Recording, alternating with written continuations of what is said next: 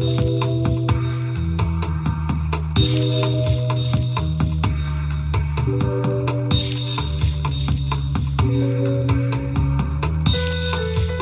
evening, I'm John Lentz, City and State's Managing Editor.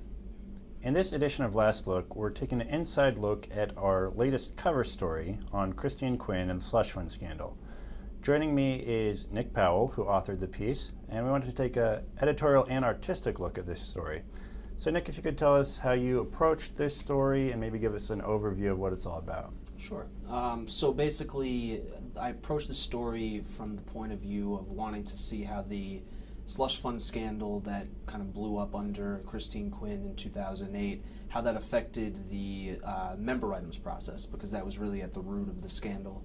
So what I did is kind of I started the article with just taking a look at the history of the slush fund. It started out completely different than what it actually became. It was originally just a rainy day fund used to plug holes in the budget under Peter Vallone that kind of evolved into something that became basically means for council members to essentially hide money for their own personal benefit. And then I kind of go into where Quinn made the changes to the member item system in terms of how things were allocated, and especially with regard to transparency and instituting more checks and into the process, and then concluded the article with kind of looking at the future of member items, if it can be reformed even further, and whether or not the next speaker will continue to revamp the process. So. Now the story came out today, and readers can check it out on our website, cityandstateny.com. But I was wondering what you found most interesting as you were reporting this story. The most interesting takeaway for me was the disparity between the response from Christine Quinn's office about the slush fund and the response about how she basically completely transformed the process, and what she did, in fairness, she really did increase transparency and accountability, and put in a lot of different. She made an online searchable database for people could see the who got what member item allocations and whatnot. But what it was interesting is that everybody else I spoke to, former council members, current council members, kind of had a much different take on the member items process, specifically with regard to how the speaker herself doles out her money, member items money from her own personal discretionary fund pot. She's been kind of well documented as having used that as kind of a punish reward system, and that was definitely prevalent in the conversations I had with these folks. So one thing that I was interested by is the degree to which, at the time this came out, Christine Quinn's career really seemed threatened.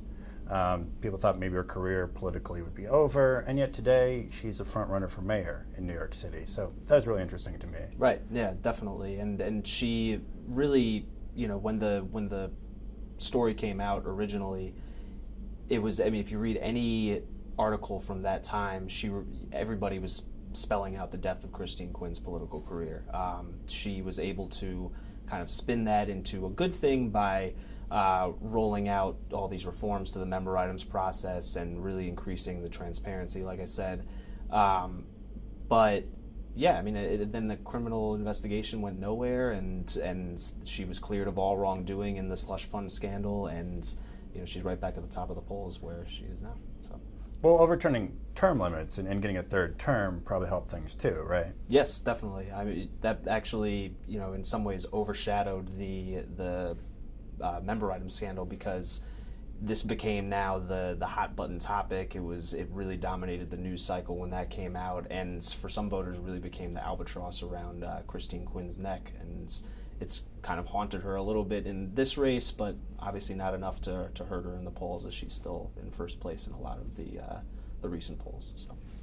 Now, with a cover story like this, we can also have some fun with the artwork. We put together a cover that I think was striking this time. We had a few ideas. I think one idea was maybe somewhere in the story have a picture of the council chambers and people carting out cash. Right. One cover story we nixed was Christine Quinn in like a Dairy Queen costume, Right. Using the slushy machine and Right. dollar bills coming out.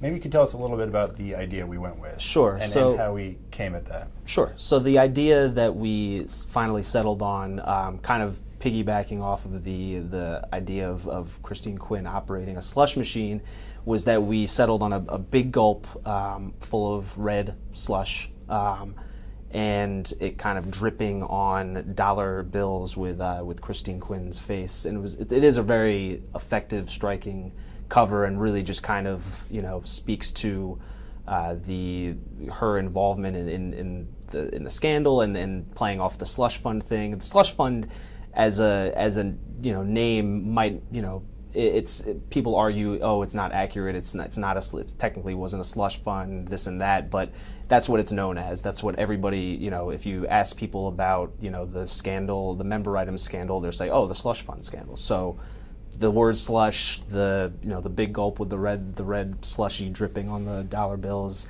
it's provocative. It'll get people talking and hopefully get people reading. I'm joined now by City and State Art Director Guy Federighi. Guy, I was wondering if you could tell us a little bit about how you approached the art for this story. We came to you with this idea about Christine Quinn and the slush fund and maybe something involving a slushy. Yeah. For this one, we're trying to have something very realistic.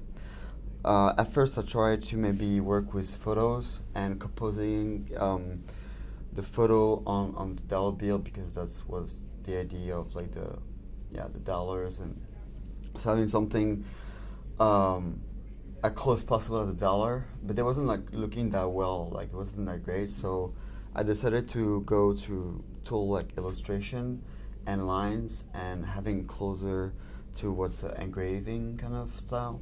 And you did this all from scratch, right? Yeah, You everything started from out scratch. Yeah. Right.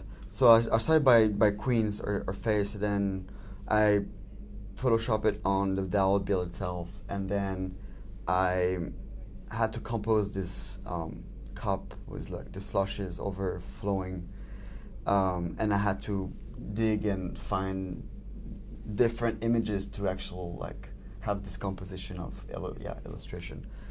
I really liked the way the $100 bills turned out with Christine Quinn's face on them. It's sort of in that look of a real dollar bill. Yeah, that was it had to be like as close as possible of what would be a $100 bill with Queen on it. And apart from the cover story, we also had some interesting features inside with some interesting artwork. One that stood out to me is something looking at Chuck Schumer and some of the people that have worked in his office over the years and moved on to higher positions, and how they're doing this summer. I think the theme was based on like Grease, the movie. Yes, maybe you could tell me a little bit about that. This one was pretty hilarious to draw. We just basically took a famous like shot that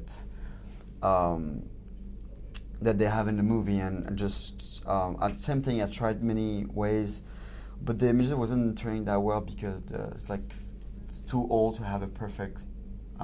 Like it was like very grainy in terms of quality.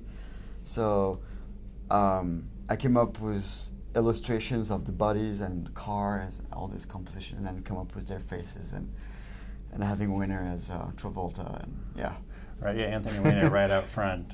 He's not like having a great summer. I think he has a great summer, isn't he? Okay. Well, Guy, thanks for joining me today. You're welcome. And that's it for this episode of Last Look. To check out other Last Look videos, go to our website, cityandstateny.com.